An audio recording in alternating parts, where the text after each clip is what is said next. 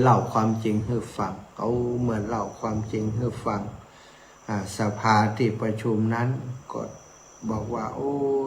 บ้านเฮาเมืองเฮานี้บ่เคยมีเรื่องราวอย่างนี้เกิดขึ้นเลย ตอนนี้เรื่องราวนี้ถือว่าเป็นเรื่องราวที่เลวร้ายที่สุดที่เคยได้ยินมาในหมู่บ้านของเราปกติแล้วบ่เคยมีไผ่ทิ้งเปาะทิ้งแม่อย่างนี้ตอนนี้ท่านทั้งหลายทั้ง4 คนนี่กระทำกรรมชั่วกระทำกรรมนักต่อผู้เป็นป่อแล้วท่านฤาษีนี้จะอยู่ในหมู่บ้านของเฮาแฮมมาได้แล้วทรัพย์สมบัติของท่านทั้งหลายจะถูกลิบมาเป็นส่วนกลางท่านทั้งหลายจะถูกปุ๊บถูกตีตามกฎของพราหมณ์แล้วจะขับไล่ออกจากหมู่บ้านไปไอ้หมู่นั้นพอได้ฟังคำตัดสินอย่างนี้ก็กลัวกันแล้วศรัทธาญาติโยมกลัวกันเข้ามาว่าโอ้ต่อไปนี้ผมจะเปลี่ยนแปลงตัวเองใหม่ครอบครัวของผม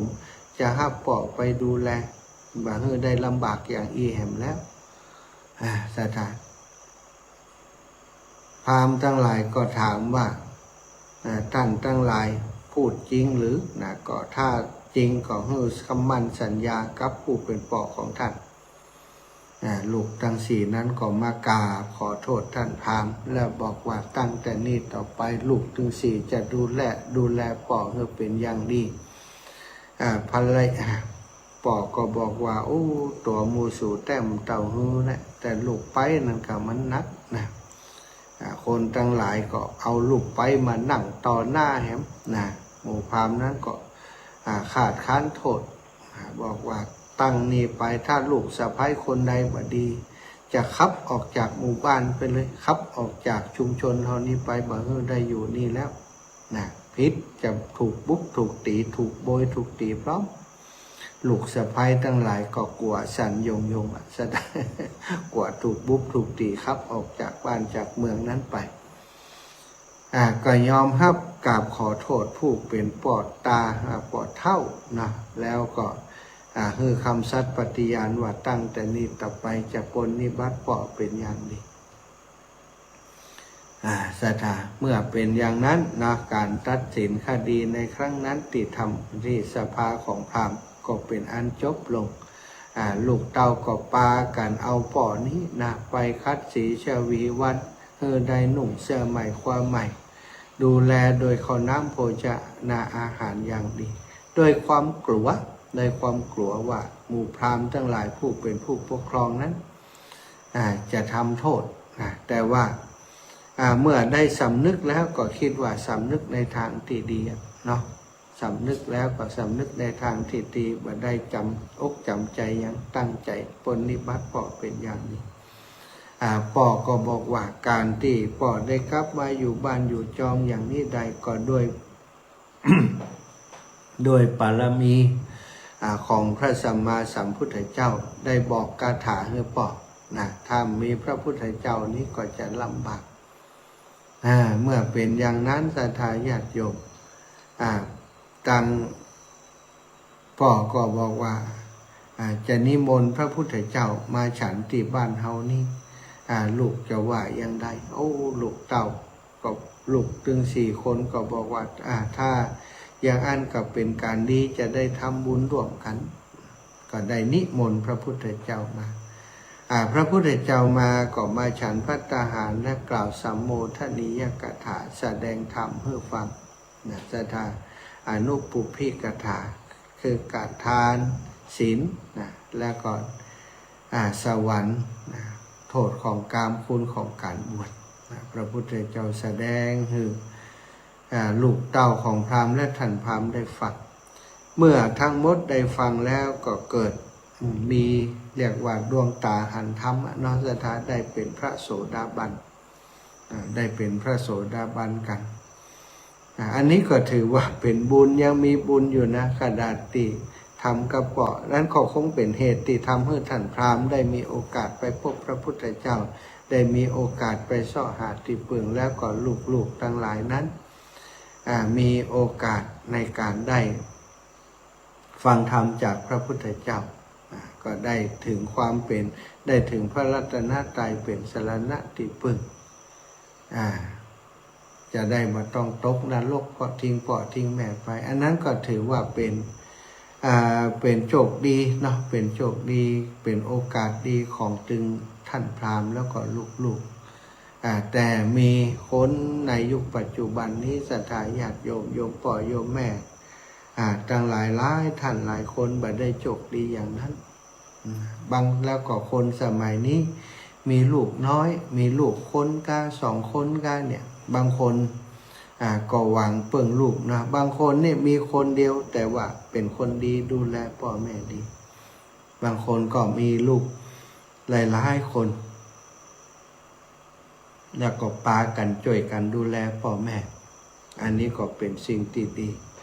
บางคนมีลูกหลายคนก็ได้เปิ่งเฮียคนก็มีศรัทธาอันนี้ก็คือเรื่องราวต่างๆแต่ว่าบางคนนะศรัทธามีลูกจัดนักก็เหมือนท่านพราหมณ์เนี่ยบ่มีไผดูแลพ่อแม่เอาพ่อแม่ไปฝากเอาไปไว้นะพ่อแม่โอนทรัพย์สินให้เรียบร้อยแล้วเป็นของตัวโมดเรียบร้อยแล้วนะเอาพ่อแม่ไปละไว้ในศูนย์พักพิงคนชราไปแอวไปหันแล้วนาเวทนาบางคนนี่เป็นข้าราชการมาก็มีนะศรัทธาบางคนนี่เป็นเฒ่าแก่อดีตเฒ่าแก่นะอดีตเฒ่าแก่อดีตเฒ่าแก่พ่อเจ้าเฒ่าแก่แม่ยิ่งเจ้าของกิจการต่างๆเมื่อถึงวัยชรามาพบปรากฏว่าลูกเต้าเอาไปฝากให้เปิ่นเลี้ยงดูอยู่ที่ศูนย์ดูแลพักพิงผู้สูงอายุคนชราบางคนก็อยู่อย่างอนาถาบางคนก็อยู่แบบที่มีคนดูแลอยู่สุขสบายศรัทธาญาติโยมสุขสบายเท่าใด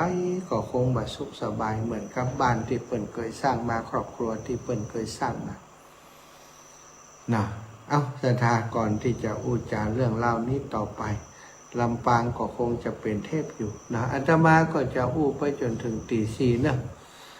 ตีสี่ถ้ายังเป็นเทพอยู่ก็จะขออนุญาตพักแล้วนะเพราะพรุ่งนี้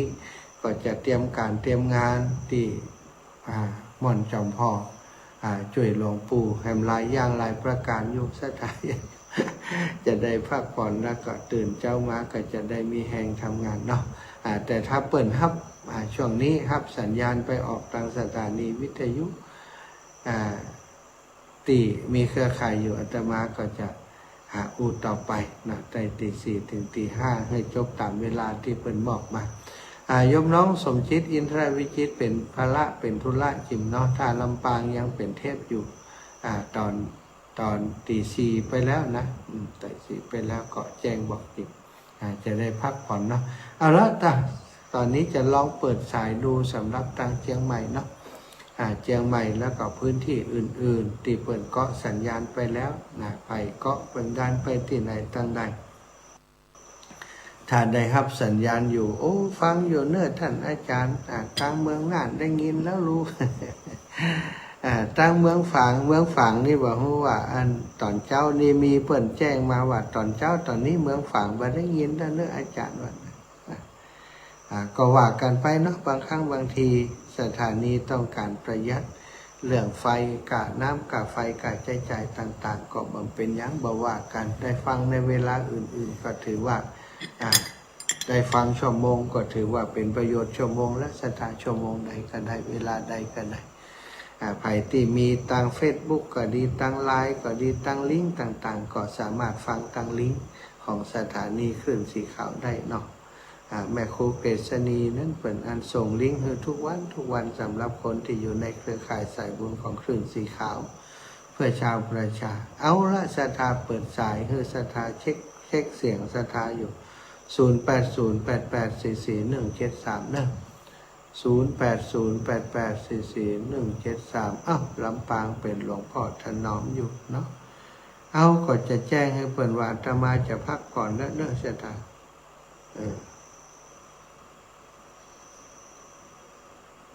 ขออนุญาตพักผ่อนขออนุญาตพักผ่อนก่อน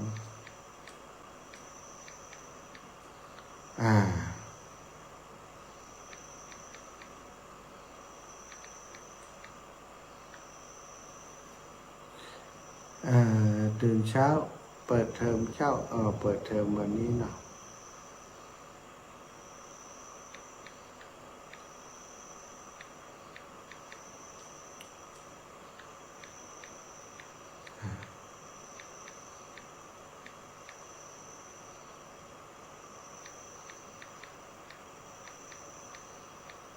เอาละศรัทธาญาติโยมแสดงว่าเงียบเนาะมีคนฟังทางวิทยุก็มีคนโทรมาแล้ว ก็สำหรับค่ำตอนเช้าวันนี้ก็อู้ฟรีไป1 ชั่วโมงทางเชียงใหม่นี้ทางเชียงใหม่ก็วัดฝ่ายหินปกติท่านอาจารย์พระครูสมุวิสุวัตวรกิจโจ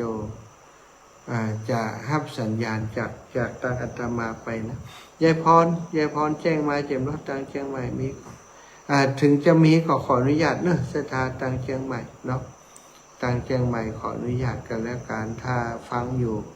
ได้ยินอยู่นะต่อจากนี้ก็คงจะ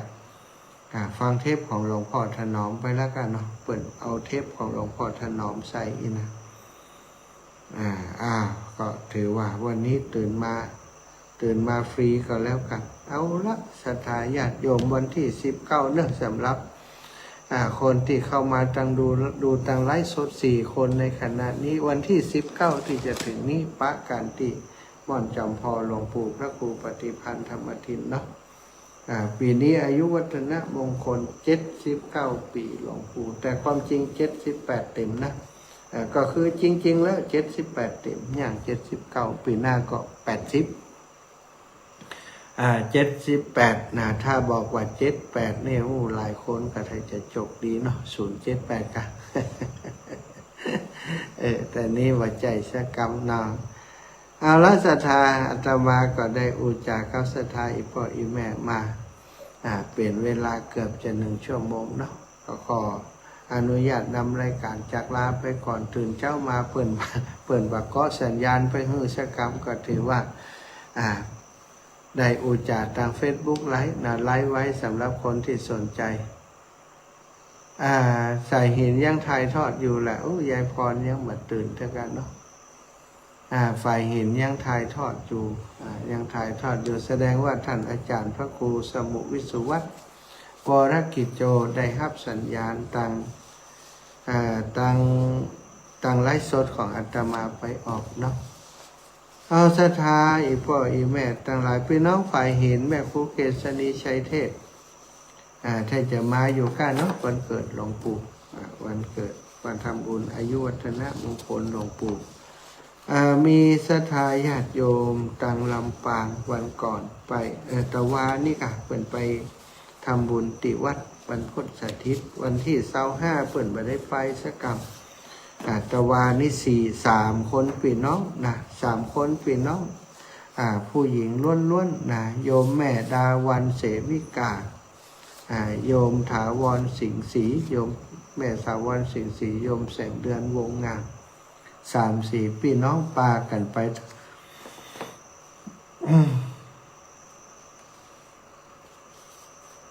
ที่วัดบรรพตสถิตนะแล้วก็ไปร่วมทำบุญไปให้หอมโครงการตั้งสถานีสร้างสถานีวิทยุที่วัดบรรพตสถิตนะโยม3 คนพี่น้องนะได้ถวายปัจจัยให้หอมเป็นเงินอยู่360 บาทต้องขออนุโมทนาบุญเนื่องแม่ดาวันเสวิกาพร้อมโดยครอบครัวบรรไห้นาน้อยแม่ถาวรสิงห์ศรีบรรไห้นาน้อยแม่แสงเดือนวงงามนะบรรไห้นาน้อยเหมือนกันอยู่ด้วยกันหมดเลย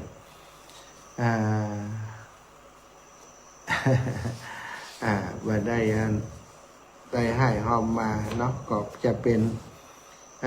ป็นประโยชน์ในการที่จะไป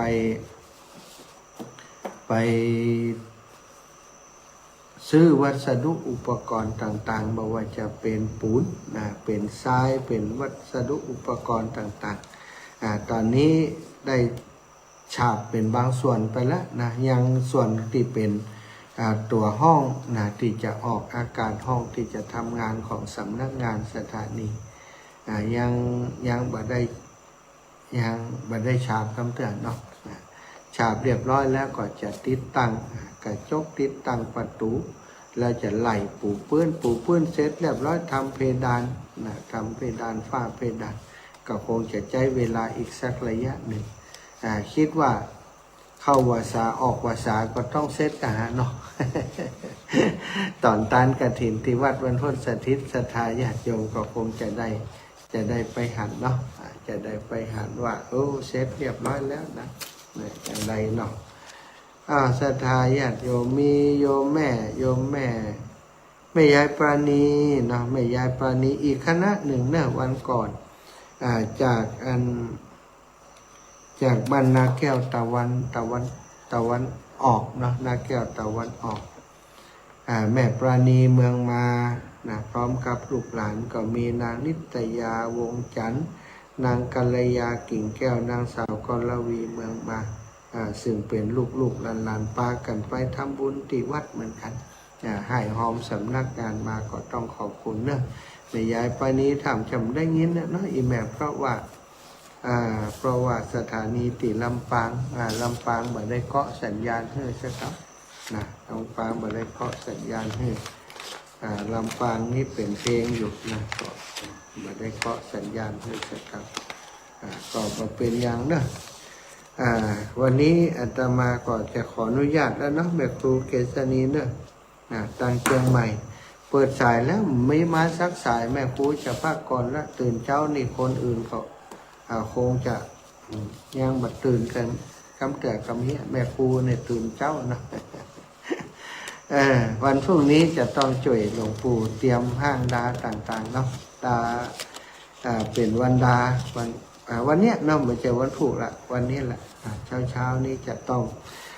สถานที่บางส่วนก็ยังบาเสร็จคำเตือนแล้วก็ประดับดอกดวงอย่างต่างๆวันนี้ก็ให้โยมน้องอนิตาพรหมินทร์แวะซื้อดอกที่เป็นขายดอกไม้สดนะที่เชียงใหม่สายก็คงจะมาถึงแล้วก็จัดดอกจัดหยังตามประลัมพะซุ้มต่างๆเรียบร้อยก็คงจะยาวทั้งวันจนค่ำจนมืดประกาศว่าจะเสร็จการเสร็จงานก็แจ้งข่าวสารงานบุญให้ศรัทธาญาติโยมได้รับทราบวันพรุ่งวันที่19นี้ที่หลวงปู่เนาะพระครูปฏิภาณธรรมทินเป็นวันอายุวัฒนมงคล79 ปีหลวงปู่สถานนิเรียนเชิญเจริญพรเนอะนิมนต์ครูบาอาจารย์ที่เป็นแฟนรายการเป็น FC ในรายการธรรมะเสียงธรรมแสงอารมณ์นะมาร่วมบุญกับครูบาอาจารย์หลวงปู่แล้วก็วันที่31ก็แม่ครูเกษณี31ก็ว่า30แม่ครูเกษณีมายกหลอดไปหม่อนห้อยแก้วน่าจะเป็นที่30นะหม่อนห้อยแก้ว30นะอายุวัฒนมงคลครบ5 รอบ60 ปีนะท่านอาจารย์พระครูกัลยาณปราโมทย์ก็เต่ากับท่านอาจารย์วรรณชัยชยานันโทเอาละเนอะศรัทธาญาติโยมอาตมาภาพขออนุญาตได้พักผ่อนได้นำรายการจากลาไปด้วยเวลาเพียงเท่านี้ก่อนได้ถ้ามีโอกาสตั้งหน้าถ้าเปิดก็สัญญาณอยู่ปกติก็จะได้พบปะได้ได้จากันในรายการในอนาคตไปนาต่อไปเนาะแต่ถ้าเปิดเทปอย่างอีกก็เปิดเทปไปนะวันหลังก็จะได้พักผ่อน พอเจ้านี่ตื่นมานี่มันบางทีนี่สุขภาพเนาะคนอายุนักแล้วอาตมานี่ตอนกลางวันทำงานเยอะทำงานหลายอย่างมาได้พักผ่อนแล้วก็ตอนเช้าตื่นมาตี 3ถึงตี 5นี้ถ้าจัดรายการก็วันจันทร์ทั้งวันถ้าสระมันรู้สึกว่าสมองมึนๆตื่นๆ เอาละเวลา